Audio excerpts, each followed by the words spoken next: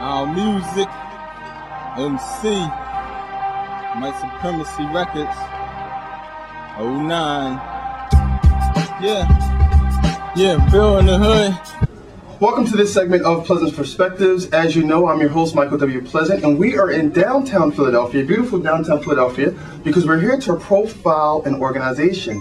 The Institute for Community Justice Back to Society program is having a wonderful impact on some of our residents in Philadelphia, and we're here to profile one of its leaders, one of its workshop leaders, Brother Lukman Abdullah. Welcome to the program. We have a very interesting story. I just wanted to share that a little bit with our viewers because where you were and where you are now, it's been a progress over many years. So go ahead and share with us your story a little bit. Well, I grew up in North Philadelphia. I grew up caught up in the streets, a rat race of chasing money, hustling, and all kinds of stuff. And my endeavors with the hustle world, and the drug world led to violence, and that violence led to me going to prison and spending 23 and a half years of my life in prison. 5 of those years I spent in solitary confinement, long-term lockdown.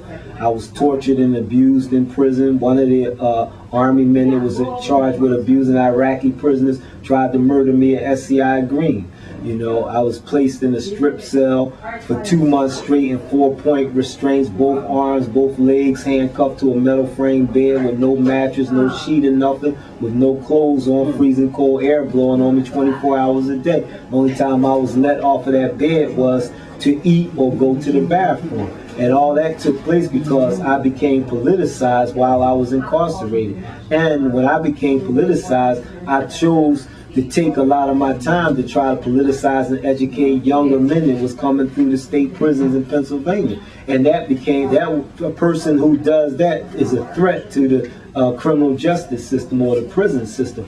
However, while I was incarcerated, I received my GED. I received my bachelor's degree through taking a long distance learning course. I started developing youth program proposals while I was at State Correctional Institution Western in Pittsburgh, and one of the programs that I developed, the Pittsburgh Police Department took it and used it for a program out in society. So I began to develop programs and stuff. I began to develop a portfolio for myself. I started about 3 different empowerment, self-improvement and empowerment programs while I was incarcerated. While I was incarcerated. So when I got released from prison, I continuously read. I was constantly reading, and a lot of the information that I was reading was knowledge about self. One of the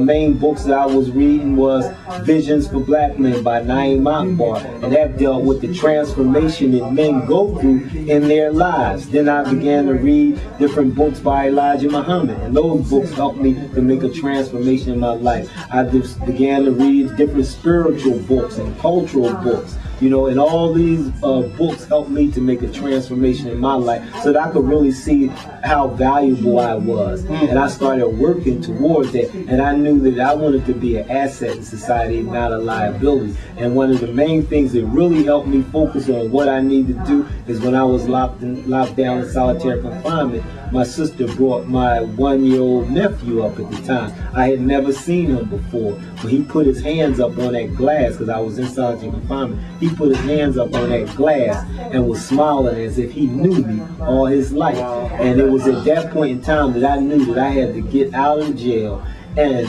make the existence of prison obsolete. So in the course of about 9 years, I actually fought to get my life sentence overturned. And I was blessed to get a life sentence overturned.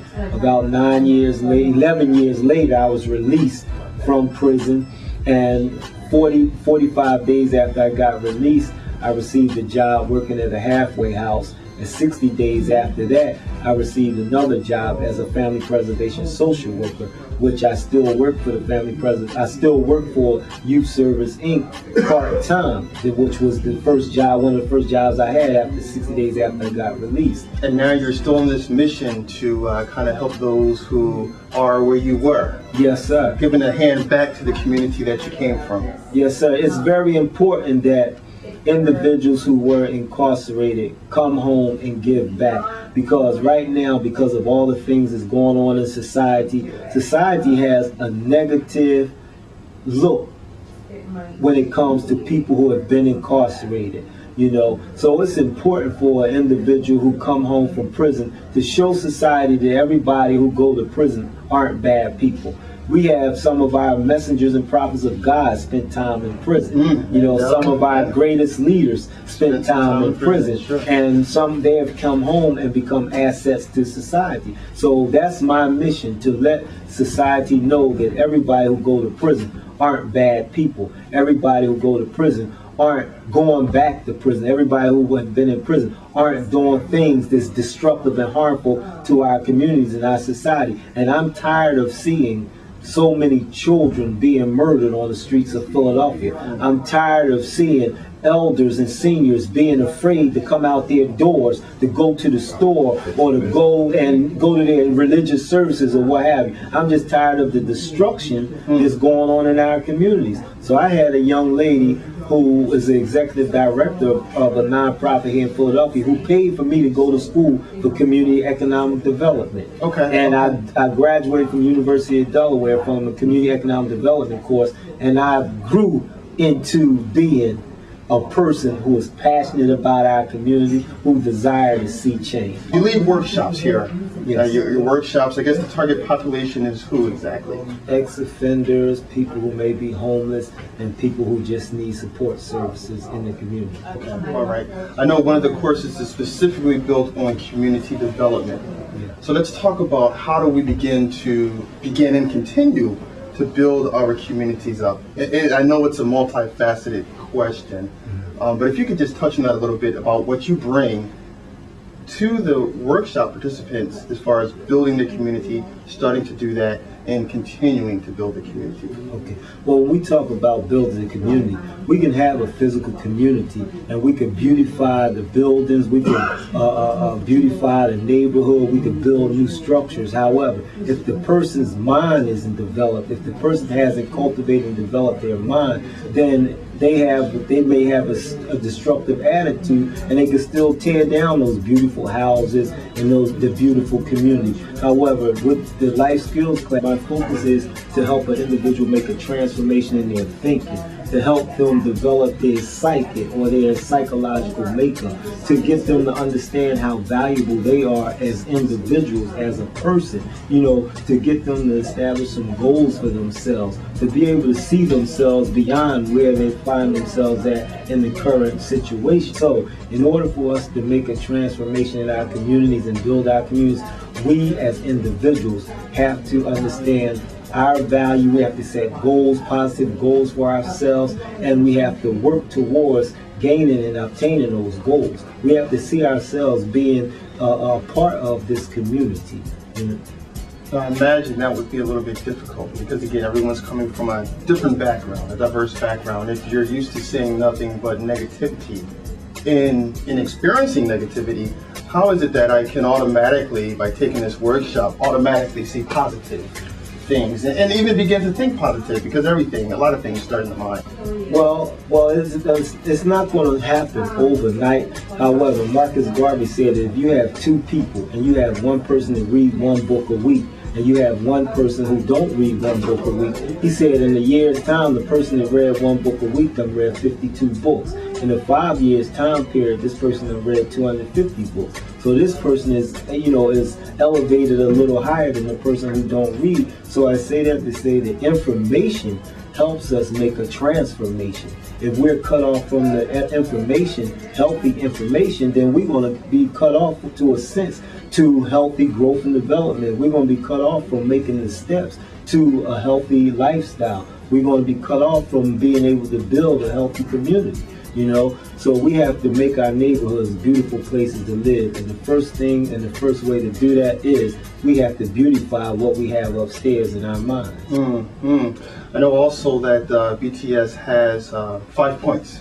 And point number 4 is about removing some of the destructive forces in our community, removing some of those destructive forces. And when you talk about building up the community, how is it that we can begin to remove some of those destructive forces? Because sometimes they're internal, but then sometimes they're also external.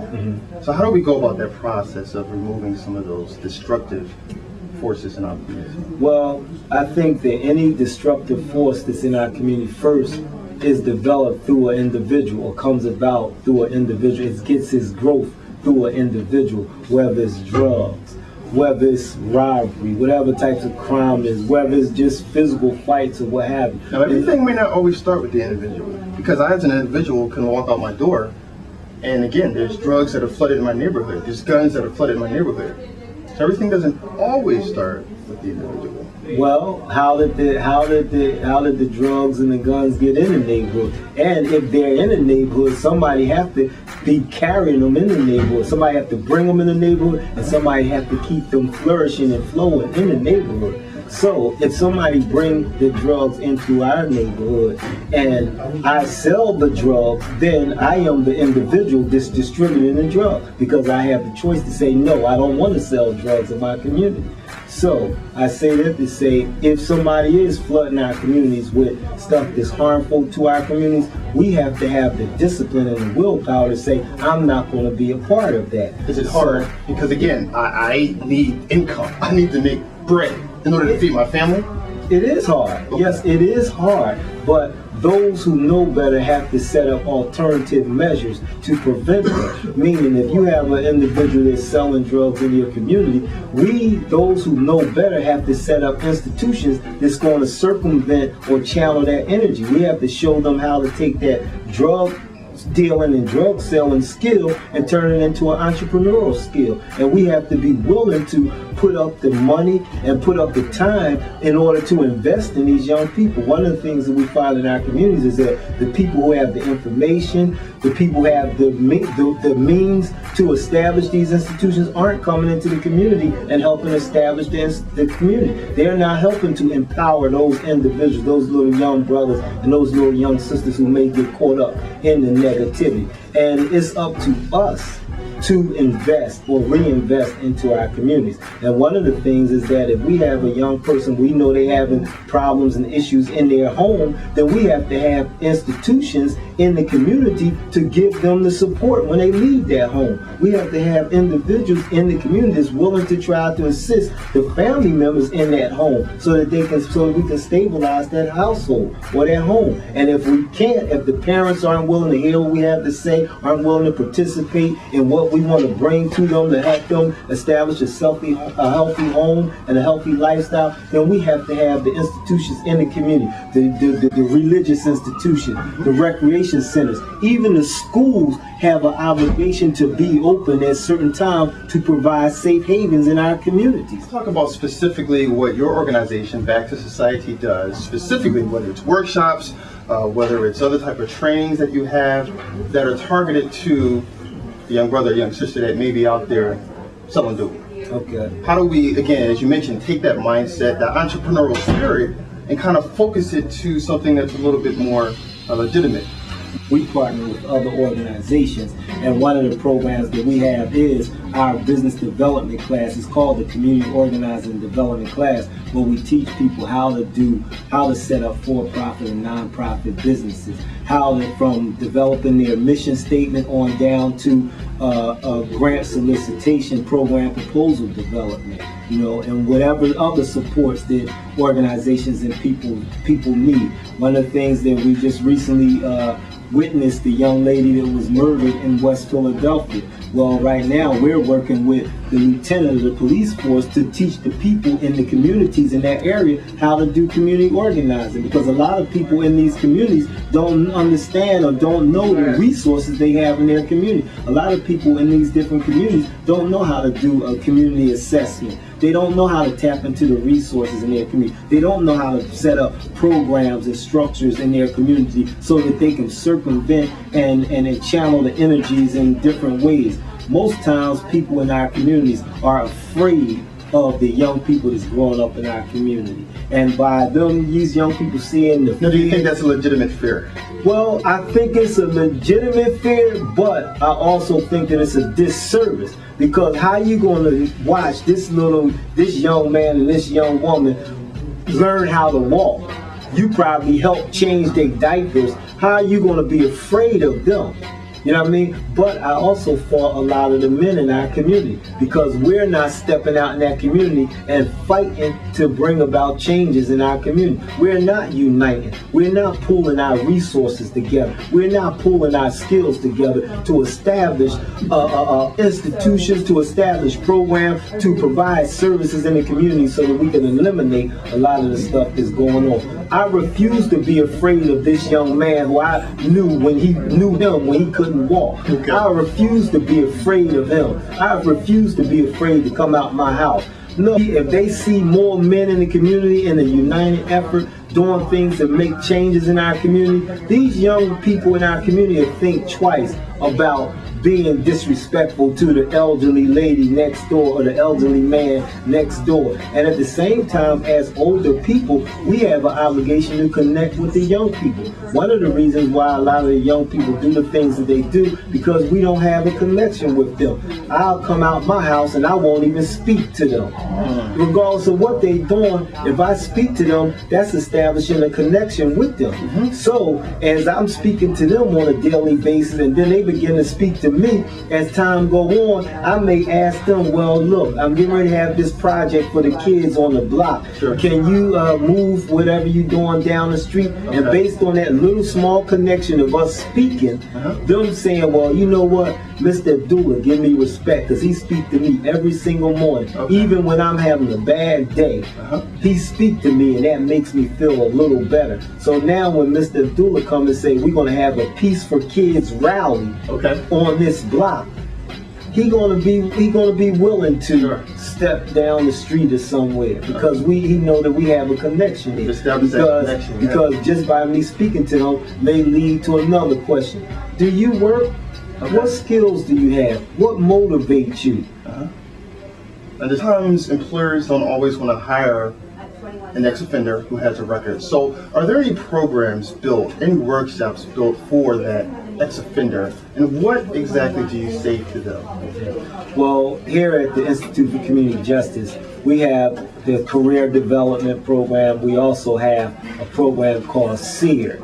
And what we do is we try to get the ex-offender to recognize that first, we have to do introspection. We have to look inside ourselves and see where there's room for improvement. And we have to build upon that area that we know we need to improve upon. Another thing is that to gain employment, we always let them know that we have to sell ourselves to the employer. So in selling ourselves to the employer, we have to look at what type of skill sets are the employer looking for. We have to do self-evaluation to see whether we can meet that skill set.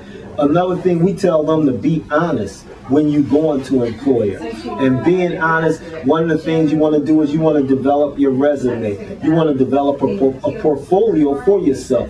If you don't have a support team, we want to network with people who may be able to give you that support. You may need to network with someone to get a support letter. You know, so when you go to this employer, you won't be by yourself. One of the things that here at Institute for Community Justice, we try to reach out to employers to see whether employers will be willing to hire people who come through our program. Now, do you find that they are?